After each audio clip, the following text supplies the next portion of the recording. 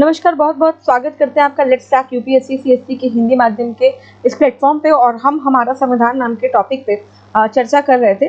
अगर आपको कल की क्लास याद हो तो कल हम लोगों ने डीपीएसपी कंप्लीट किया था, यानी नीति निर्देशक तत्व क्या हैं, इनके बारे में हमने कल की क्लास में समझा था। और इसके पीछे अगर हम संविधान की जो अपब्रिंगिंग है उसको समझ रहे थे कि दरअसल ये जो संविधान है ये कब प्लेस में आया, कैसे इसकी ऐतिहासिक पृष्ठभूमि बनी, कैसे संविधान सभा का निर्माण हुआ।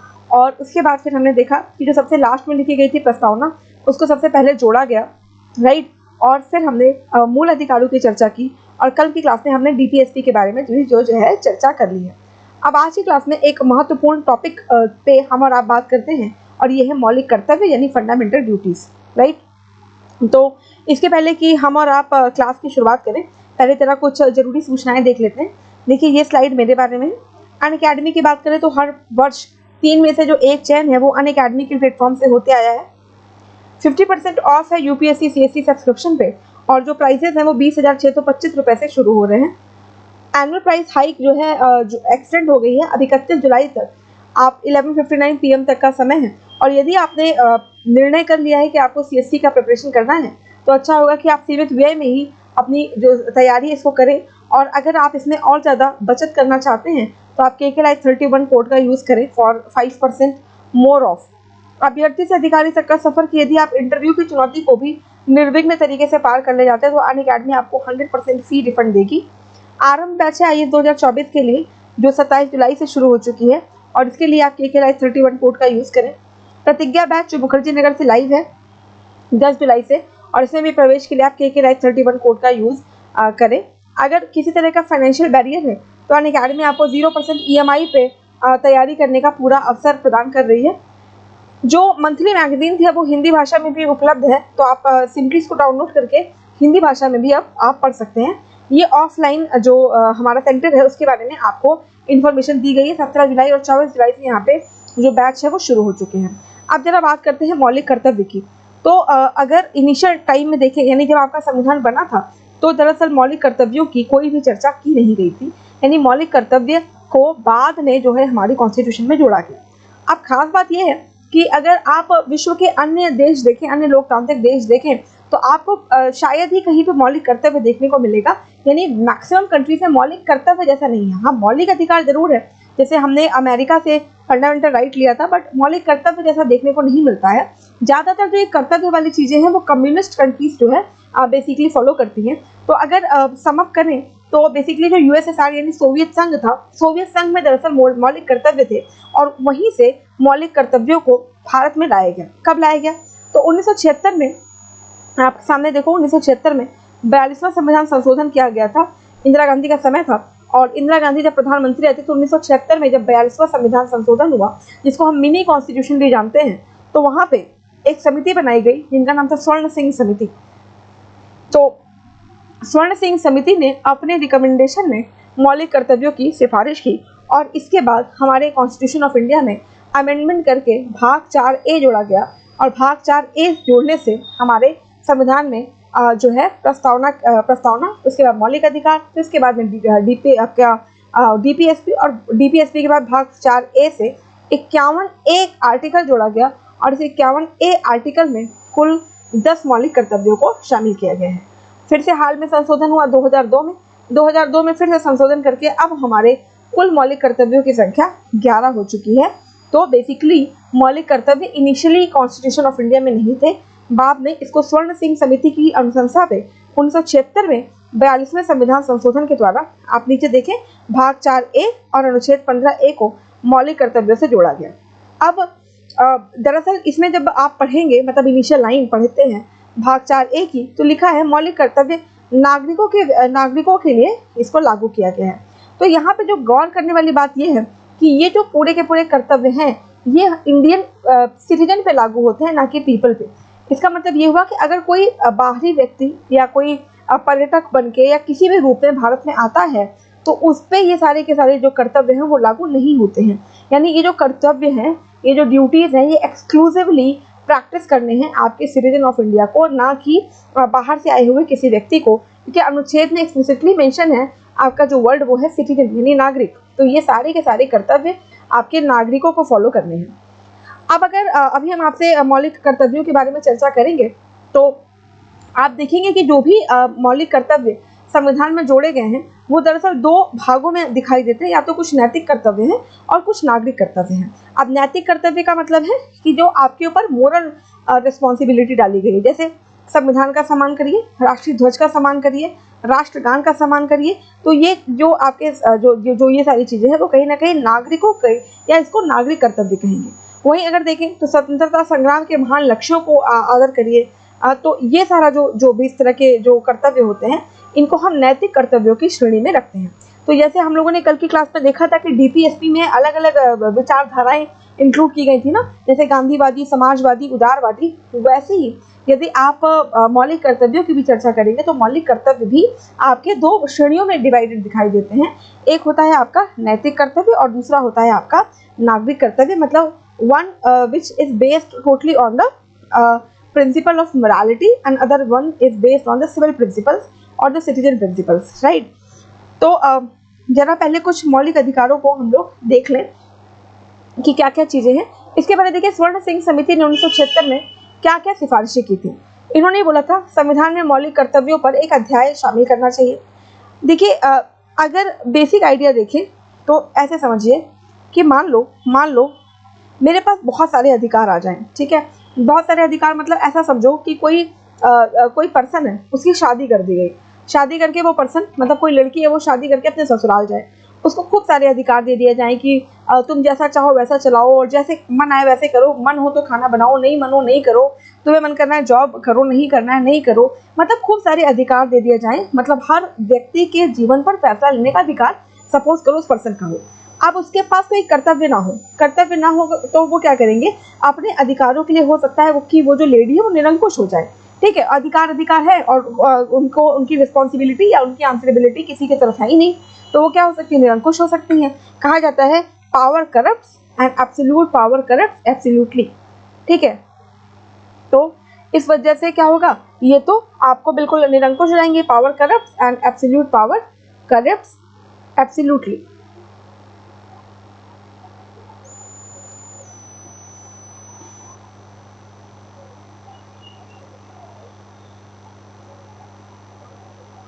ठीक है। अब वहीं इसका उल्टा देखो कि कोई लड़की है, उसकी शादी करके ससुराल भेजा जाए, उसको खूब सारे कर्तव्य दे दिए जाएं, सबका सब, मतलब जब आपके सास ससुर आएंगे तो आपको सम्मान भी करना है, बिल्कुल पैर छूते रहना है, सबके साथ पूरे घर का काम भी तुम्हें ही करना है, और जितने कर्तव्य हैं, मतलब XYZ रिंटू चिंटू बबलू पप्पू का होमवर्क भी तुम्हें ही कराना है, सबको पालना पोषना भी तुम्हें ही है। तो कर्तव्य पे कर्तव्य दे दिया जाए और इनको कोई अधिकार न दिए जाए, तब क्या होगा, अगर एक लेवल पे आप कर्तव्य भी बढ़ा दो और अधिकार ना दो, तो भी कहीं ना कहीं बैलेंस बिगड़ेगा। इसीलिए जरूरी है कि किसी भी पर्सन को दोनों चीजें मिले। अगर राइट मिल रहा है तो उसके साथ ड्यूटी भी दी जाए। तो जब राइट और ड्यूटी एक बैलेंस मात्रा में दिया जाता है, मतलब राइट को ड्यूटी और ड्यूटी को राइट जब बैलेंस कर लेता है, तो कहीं ना कहीं सिस्टम को चलाना आसान हो जाता है। और वैसे भी अगर हम भारत जैसे देश की बात करें, जहाँ पे विविधता इतनी ज़्यादा है, इस विविधतापूर्ण समाज में, इस विविधता से भरे भारत में अगर किसी को एक लेवल से ज़्यादा राइट दे दिया गया, तो हो सकता है वो बाकियों के लिए निरंकुश हो जाए, प्रॉब्लम खड़ी कर दे। ऐसे में to conserve the diversity of India, it is necessary कि हम राइट भी रखे हैं, तो राइट के साथ ड्यूटी भी होनी चाहिए। राइट एंड ड्यूटी दोनों का अमलगमेशन होगा, then only India will flourish, right. तो इसी वजह से दोनों चीज़ों की बातें हमारा जो भारत का संविधान है वो करता है। और जैसे मैंने आपको बताया कि ये सिर्फ आपको इंडियन कॉन्स्टिट्यूशन में देखने को मिलेगा, अदरवाइज ज़्यादातर जो लोकतांत्रिक देश है वहाँ पे मौलिक अधिकार हैं, कर्तव्यों की बात नहीं है। देखिए, जब कर्तव्य ज़्यादा होता है तो व्यक्ति का कर्तव्य एक तरफ है, आपका राज्य का कर्तव्य। जो राज्य का कर्तव्य होगा वो व्यक्ति के लिए अधिकार बन जाएगा। जैसे राज्य क्या करे, सबको समानता का अधिकार दे, राज्य क्या करे, सबको समता का अधिकार दे। तो जब जो राज्य का कर्तव्य होगा वो व्यक्ति के लिए बनेंगे अधिकार। तो अगर व्यक्ति के कर्तव्य की बात करें तो वो क्या होगा, व्यक्ति का कर्तव्य राज्य के लिए अधिकार नहीं होता, व्यक्ति का कर्तव्य दूसरे व्यक्ति के लिए भी अधिकार हो सकता है, राज्य के लिए भी अधिकार हो सकता है। यानी जब एक सिटीजन को व्यक्ति कहने का मतलब है नागरिक को ये समझ में आ जाए कि मेरे अधिकारों की सीमा यहीं तक है, इसके अलावा यदि मैं अपने अधिकारों का अतिक्रमण करूंगा तो ये किसी और व्यक्ति के अधिकार में अतिक्रमण होगा। इसीलिए व्यक्ति क्या करे, अपने जो व्यक्ति के कर्तव्य होंगे तो वो राज्य के लिए और अदर व्यक्तियों के लिए अधिकार का काम करते हैं। वहीं जो राज्य का कर्तव्य होगा वो व्यक्ति विशेष के लिए आपके कर्तव्य का काम करता है। ठीक है, तो यहाँ तक मेरे ख्याल में आपको समझ में आ रहा होगा। और देखिए संविधान स्वर्ण सिंह समिति ने और क्या क्या सिफारिशें दी। केंद्र सरकार ने जो इनकी सिफारिशें थी उसको स्वीकार किया और उसको 42वां जो है संविधान संशोधन किया और उसमें जोड़ दिया। और देखिए कि वैसे तो स्वर्ण सिंह समिति ने बहुत सारी जो है सिफारिशें की गई थी, लेकिन इनकी सारी सिफारिशों को नहीं माना गया था। बस 10 जो है इनकी सिफारिशों को माना गया था। जैसे इन्होंने बोला था, संसद ऐसे दंड या दंड लगाने का प्रावधान कर सकती है जो किसी भी कर्तव्य का पालन ना करने पर या पालन करने से इनकार करने पर उचित समझा जाए। इसके अलावा कर चुकाने का कर्तव्य भी नागरिकों का मौलिक कर्तव्य होना चाहिए। ठीक है, तो ये सारी सिफारिशें भी आपकी स्वर्ण सिंह समिति ने दी थी। हालांकि जो तत्कालीन संसद थी उन्होंने इन सारी सिफारिशों को नहीं माना, तो जितनी सिफारिशों को माना वो आपके शुरू के जो 10 मौलिक कर्तव्य हैं उनमें शामिल किया गया है। और 2002 में फिर से संशोधन करके एक 11वां जो है मौलिक कर्तव्य रखा गया। ठीक है, 2002 में जो संशोधन किया गया संविधान में, जिससे आपके एक मौलिक कर्तव्य को जोड़ा गया, वो था आपका 86वां संविधान संशोधन। 86वां संविधान संशोधन से आपके 51A में एक और क्लॉज के जोड़ दिया गया, जहाँ पे जो शिक्षा का अधिकार था उसको लेके बातें की गई हैं।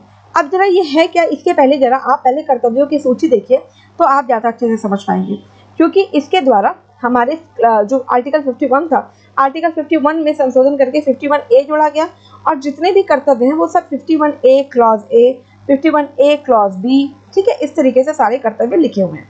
और जैसे मैंने आपको बताया कि जो भी कर्तव्य हमारे कॉन्स्टिट्यूशन ऑफ इंडिया में जोड़े गए हैं वो सब के सब आप 2 कैटेगरी में डिवाइड कर सकते हैं, या तो नागरिक कर्तव्य होंगे या वो नैतिक कर्तव्य होंगे। राइट, आप मेरे को कमेंट सेक्शन में बताइएगा कि आपको क्या लगता है कि इनमें से कौन कौन से आर्टिकल जो है वो नागरिक कर्तव्य है और कौन कौन से आर्टिकल जो है वो नैतिक कर्तव्य की श्रेणी में रखे जाएंगे। जैसे पहला देखिए 51A क्लॉज A, इसमें बात की गई है संविधान का पालन करिए। देखिए संविधान का पालन करिए मतलब अगर आप संविधान का पालन ही नहीं करोगे, यानी अगर आप नहीं मानोगे तो इसका मतलब है फिर आप निरंकुश हो रहे हो और उस संविधान को नहीं मानोगे जिसमें अंतिम में हम लोगों ने ही इसको बनाया और हम लोगों ने खुद को ही आत्मार्पित कर दिया, तो इसका मतलब फिर आपका संविधान फेल कर जाएगा। This is the reason that everybody has the duty to follow the constitution. न केवल संविधान को फॉलो करिए बल्कि संविधान के आदर्शों को, संविधान के संस्थानों को, राष्ट्रीय ध्वज को, राष्ट्रगान का सम्मान करिए, ये आपका पहला कर्तव्य कहता है। फिर देखिए B कहता है उन आदर्शों को संजोना है, उनका पालन करना है जिन्होंने स्वतंत्रता के लिए हमारे राष्ट्रीय संघर्ष को प्रेरित किया। हम अब देखिए स्वतंत्रता का मतलब ये है कि वो कोई भी स्वतंत्रता हो सकती है, चाहे वो अभिव्यक्ति की स्वतंत्रता हो, आने जाने की स्वतंत्रता हो, विचार की स्वतंत्रता हो। तो ये जो स्वतंत्रता है, ये जो फ्रीडम है, हमें बड़ी मुश्किल से मिली है और इसके लिए पता नहीं कितने लोगों ने कितने बड़े बड़े बलिदान दिए हैं। इतनी बड़ी गुलामी के बाद हमने जो है स्वतंत्रता पाई है, तो जरूरी है कि हम सब लोग इन महान आदर्शों को संजो के रखें। अब अगर स्वतंत्रता पाई है तो जरूरी है कि संप्रभुता जो है आपकी स्वतंत्रता बरकरार रहे, यानी अपने आंतरिक और बाह्य मैटर में भारत एकदम फ्री रहे। इसीलिए भारत की संप्रभुता, एकता और अखंडता को बनाए रखना और इसकी रक्षा करना भी हम सभी देशवासियों के कर्तव्य में जोड़ा गया है। इसके साथ साथ देखिए देश की रक्षा करिए, आवश्यकता पड़ने पर अगर जरूरत पड़ती है तो आप राष्ट्रीय सेवाएं भी प्रदान करिए। आपको याद होगा कि जब भारत और चीन का युद्ध होने लगा था तो कई सारे जो बच्चे थे यूपी बिहार के, वो भी अपने भारत माता के नाम पे युद्ध में टूट पड़े थे। फिर देखिए ई कहता है कि देखिए हमारे यहाँ विविधता बहुत ज़्यादा है। अब ये विविधता विभाजन का भी कारण बन सकती है और यही विविधता हमारी एकता को भी बढ़ावा दे सकती है। कहा जाता है भारत की जो एकता है इसकी विविधता में ही निवास करती है। भारत की जो विशेषता है वो उसकी विविधता और विविधता से बनी एकता में ही है। इसीलिए जरूरी है कि धार्मिक आधार पर, भाषाई आधार पर, क्षेत्रीय जो आधार पर विविधताओं से भरे सभी लोगों के बीच में सद्भाव बढ़ाइए। सद्भाव मतलब मेरी भावना आपके प्रति और आपकी भावना मेरे प्रति कैसी हो, जो है सम्मान पूर्वक की हो, भाईचारे की भावना हो। देखिए माता पिता का संबंध नहीं लिखा है, भाई भाई का लिखा है, क्योंकि माँ तो हमारी भारत माँ है और माँ की नज़र में सब बच्चे क्या होंगे, समान होंगे। इसीलिए आप भाईचारे की भावना को बढ़ावा दीजिए। महिलाओं की गरिमा के विरुद्ध अपमानजनक प्रथाओं का त्याग करिए। हमारी समग्र संस्कृति की समस्त समृद्ध विरासत को महत्व दीजिए और संरक्षित करिए। फिर देखिए जी कह रहा है कि हम उतने ही सफल होते हैं जितने कि हमारे संसाधन रिच रहते हैं। इसीलिए जो हमारे संसाधन है, वन, झील, नदी, वन्य जीव सहित प्राकृतिक पर्यावरण, इनको भी हम महत्व दें और उसकी भी रक्षा करें। फिर देखिए एच, एच कह रहा है कि कोई भी समाज विकसित तब होगा जब हमारा दृष्टिकोण कैसा होगा, वैज्ञानिक, है ना। तो दिशा बदल जाएगी अगर दृष्टिकोण बदल जाएगा। तो जो है देखिए वैज्ञानिक दृष्टिकोण रखिए, मानवतावाद को बढ़ावा दीजिए, सुधार की भावना का विकास करिए। देखिए आई कह रहा है सार्वजनिक संपत्ति की रक्षा और हिंसा का त्याग, राइट। अब इसमें आप मानसिक हिंसा भी रख सकते हैं, वैचारिक हिंसा भी रख सकते हैं और शारीरिक हिंसा भी रख सकते हैं। यानी हर प्रकार से हिंसा को बढ़ावा मत दीजिए, क्योंकि जिन आदर्शों पे हमने संविधान में या अपने देश में स्वतंत्रता पाई है, वो आदर्श ही कहीं ना कहीं अहिंसा में लाई कर रहे थे। अहिंसा परमो धर्म को हम ये मान रहे थे। तो ये एक बहुत बड़ा रीज़न है कि जिसकी वजह से हमें आने वाले समय में भी आपके अहिंसा को ही बढ़ावा देना चाहिए। फिर देखिए जे कहता है व्यक्तिगत और सामूहिक गतिविधि के सभी क्षेत्रों में उत्कृष्टता की दिशा में प्रयास करिए, ताकि राष्ट्र लगातार प्रयास और उपलब्धि के उच्च स्तर तक पहुंच सके। और इसी में देखिए लास्ट में ये जो के है, ये 2002 में जोड़ा गया, 2002 में संशोधन किया गया और आपका इसको जोड़ा गया है, जिसमें आप देखिए आर्टिकल 21A भी जोड़ा गया था ना, 86वें संविधान संशोधन से आर्टिकल 21A जोड़ा गया था। और इस 21A से ये कहा गया था कि 6 से 14 साल के बच्चों को क्या होगा, मुफ्त कानूनी शिक्षा दी जाएगी, मतलब मुफ्त जो है शिक्षा दी जाएगी ना, सर्व शिक्षा अभियान के अंतर्गत। ठीक है, तो सेम वे अगर यहाँ पे आप कानून जो है शिक्षा दे रहे हैं, तो इसी तरीके से शिक्षा दे रहे हैं 6 से 14 साल तक। पहले ये जो राइट है, कल आप जरा क्लास याद करिएगा डीपीएसपी, जिसमें मैंने आपको बताया था आर्टिकल 45 से पहले जिम्मेदारी डाली गई थी कि राज्य क्या करे, लोगों को या बच्चों को शिक्षा उपलब्ध कराए। तो उस कंडीशन में ये था कि जब राज्य शिक्षा उपलब्ध कराई दिया, तो यहाँ पे बीपीएसपी में जो आर्टिकल 45 था उसकी जगह पे डाल दिया गया 0 से 6 वर्ष तक के। ठीक है, तो आर्टिकल 45 0 से 6 वर्ष। वहीं आर्टिकल 21A राज्य पे जिम्मेदारी डाल रहा है कि वो 6 से 14 साल के जो बच्चे हैं उनको मुफ्त में शिक्षा उपलब्ध कराए। तो बच्चे स्कूल जाएंगे तब तो शिक्षा होगी, इसीलिए माता पिता का कर्तव्य है कि वो भाई अपने बच्चों को शिक्षा का अवसर प्रदान करें, यथोचित शिक्षा का अवसर प्रदान करें। जब तक वो भेजेंगे ही नहीं तो वो बच्चा जाएगा कहाँ से। और याद रखिएगा कि कोई भी जो बच्चा होता है वो समाज की जिम्मेदारी होती है, समाज में सरकार भी है और समाज में आपके परिवार भी है। तो जब तक हर तरफ से लोग तैयार नहीं होंगे, तब तक ये जो शिक्षा महाअभियान है वो जो है सफल नहीं होगा। इसी क्रम में हमने 51A सब क्लॉज के को भी आपके संविधान में ऐड किया था 2002 में। तो ये तो है देखिए आपके मौलिक कर्तव्य।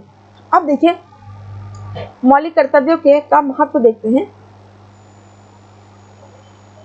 देखिए क्या मौलिक कर्तव्यों को सबसे पहले तो क्या अनिवार्य कर देना चाहिए, मतलब इसको मानना ही मानना है। लेकिन अगर मान लीजिए हम ये कर दें कि मानना ही मानना है, तो इसमें क्या होगा कि वही हालत होगी कि कर्तव्य मतलब बढ़ा दो, अधिकार कम कर दो। तो कर्तव्य अगर किसी पे एक लेवल से ज़्यादा बढ़ा देंगे और अधिकार नहीं देंगे, तो फिर आप में फिर से विभाजन होगा। इसीलिए ज़रूरी है कि आप इनको अनिवार्य नहीं कर सकते हैं। ठीक है, अगर मान लो कि कहीं होता है कोई कर्तव्यों के मान लीजिए लिखा है कि देश की सेवा, अखंडता, इनको आपको फॉलो करना है, अगर कोई नहीं करता है तो ये नहीं कि आप उसको कानून में घसीट लें।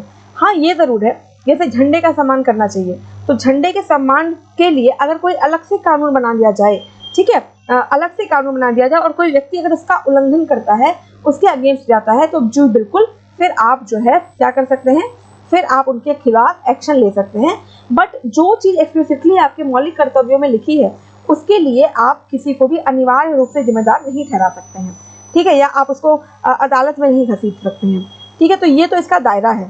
ठीक, और इसके अलावा इसकी कुछ विशेषताओं की बात करें तो जैसे अभी मैंने आपको बताया कि जो मौलिक कर्तव्य हैं इनको आप 2 श्रेणियों में रख सकते हैं। जैसे कुछ कर्तव्य होंगे नैतिक कर्तव्य और बाकी जो कर्तव्य होते हैं उनको हम नागरिक कर्तव्य कहते हैं। जैसे स्वतंत्रता संग्राम के आदर्शों को संजोना एक नैतिक सिद्धांत है, जबकि राष्ट्रीय ध्वज, राष्ट्रगान का सम्मान करना नागरिक कर्तव्य है। भारतीय परंपरा, पौराणिक कथाओं, धर्मों और प्रथाओं जैसे भारतीय जीवन शैली के अभिन्न कार्यों का संहिताकरण शामिल है। मौलिक कर्तव्य केवल नागरिकों तक ही सीमित है। जैसे मैंने आपको कहा, ये इस तरह के जो क्वेश्चन है प्रीलिम्स में ट्रिवियल क्वेश्चन बनते हैं कि क्या जो अगर कोई पर्सन अमेरिका से इंडिया है तो उसके पास क्या मौलिक कर्तव्य हैं। आंसर होगा नहीं, क्योंकि हमारे भाग 4 में नागरिकों पर यह कर्तव्य डाला गया है, विदेशियों पर नहीं। इसके अलावा देखिए जैसे ये गैर न्याय संगत भी है। तो जैसे मैंने आपको बताया कि किसी भी सूरत में आप किसी व्यक्ति को अदालत में नहीं घसीट लोगे कि तुमने जो है मौलिक कर्तव्यों का जो है फॉलो नहीं करा है। अब क्या महत्व है मौलिक कर्तव्यों का, ठीक है, सिग्निफिकेंस देखिए। तो सबसे बड़ी बात है कि ये कहीं ना कहीं देशभक्ति को बढ़ावा देता है और जो हमारे लिए देश है, देश सर्वोपरि है। अटल बिहारी वाजपेयी कहते हैं कि सरकारें आती जाती हैं पर देश रहना चाहिए। तो देशभक्ति को बढ़ावा देने में मौलिक कर्तव्यों का महत्वपूर्ण योगदान है। भारत की एकता के संरक्षण में योगदान देने के लिए सभी नागरिक के नैतिक दायित्वों को परिभाषित किया जाता है। और इसके अलावा जब मौलिक कर्तव्य होते हैं तो कहीं ना कहीं मौलिक अधिकारों का भी सही अभ्यास सुनिश्चित हो पाता है। जब आपको पता होगी कि आपकी लिमिटेशन क्या है, तो बाकी लोग जो है अपने अधिकारों का भी जो है उचित अभ्यास कर पाएंगे। फिर कानून की संवैधानिक वैधता की जांच और निर्धारण में अदालतों की सहायता करने में भी मौलिक कर्तव्यों का योगदान आप जो है देख सकते हैं। तो ये सारी चीज़ें हैं जो मौलिक कर्तव्यों के महत्व को बढ़ावा देती हैं। मतलब these are the significance of your मौलिक कर्तव्य या फंडामेंटल ड्यूटी। ठीक है, इसके बाद भी देखिए आलोचना भी होती है। किसी भी चीज़ के दोनों पहलू होते हैं, पॉजिटिव भी नेगेटिव भी। तो इस कंडीशन में अगर हम देखें तो मौलिक कर्तव्यों की आलोचना किन बिंदुओं पर होती है। एक तो देखिए कर्तव्यों की सूची पूर्ण नहीं है।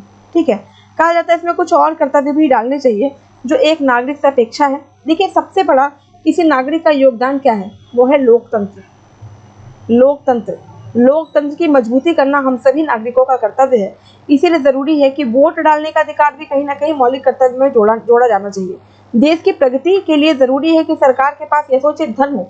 और आप देखिए हमारे इंडिया का एक बहुत बड़ा चैलेंज ये भी है कि यहाँ पे हर कोई टैक्स नहीं देता।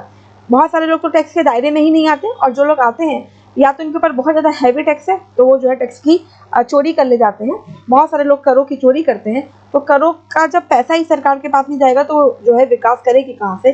तो कहीं ना कहीं करों का भुगतान, परिवार नियोजन, ये सारी चीज़ें भी आपके मौलिक कर्तव्यों का भाग होना चाहिए।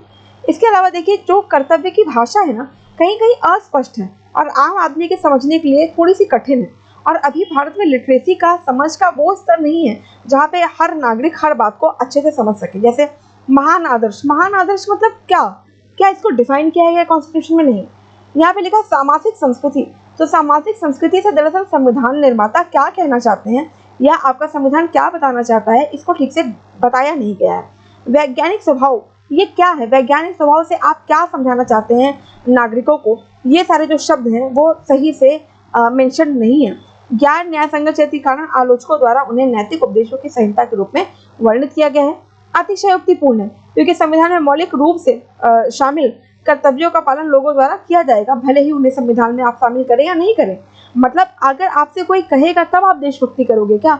हम देश की भक्ति करते हैं, हम अपने भारत से प्यार करते हैं। इसके लिए कोई नियम थोड़ी है, प्यार करना कोई जबरदस्ती थोड़ी सिखा सकता है। तो if you want to follow, definitely you will follow, and if you don't want to follow then nobody can compel you to follow the same, right. तो इसीलिए कई विद्वान कहते हैं कि ये सब फालतू की चीज़ें हैं। अगर आपको भारत माता का सम्मान होगा, यदि आप देश के प्रति गौरवान्वित महसूस करते हैं, तो कोई आपको फोर्स थोड़ी कर सकता है, वो आप करोगे ही करोगे, राइट।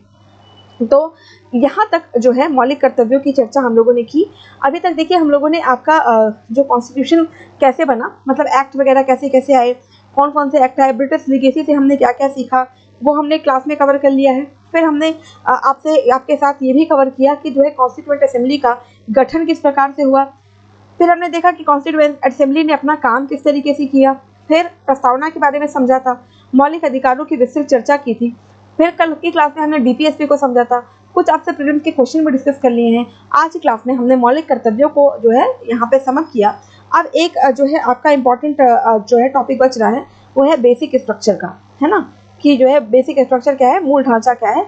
तो मूल ढांचा क्या है, इसको हम लोग कल की क्लास में देखेंगे। बेसिक स्ट्रक्चर क्या है ये कल देखेंगे, बेसिक स्ट्रक्चर या मूलभूत ढांचे का सिद्धांत क्या है। ओके, तो यहाँ तक जो है हमारी आपकी बातें हो चुकी हैं, एक बार आप रिवाइज कर लीजिएगा। और अगर आपको इसके अलावा भी कहीं से कोई डाउट आ रहा है, कोई प्रॉब्लम आ रही है, तो do let me know in the comment section. I try my level best कि आपके कोई भी डाउट्स जो है अनटच्ड नहीं रहे, सारे के सारे डाउट्स क्लियर हो जाएं। तो चलिए फिर आज की क्लास में यही था। Thank you so much all of you for joining and have a very nice day ahead.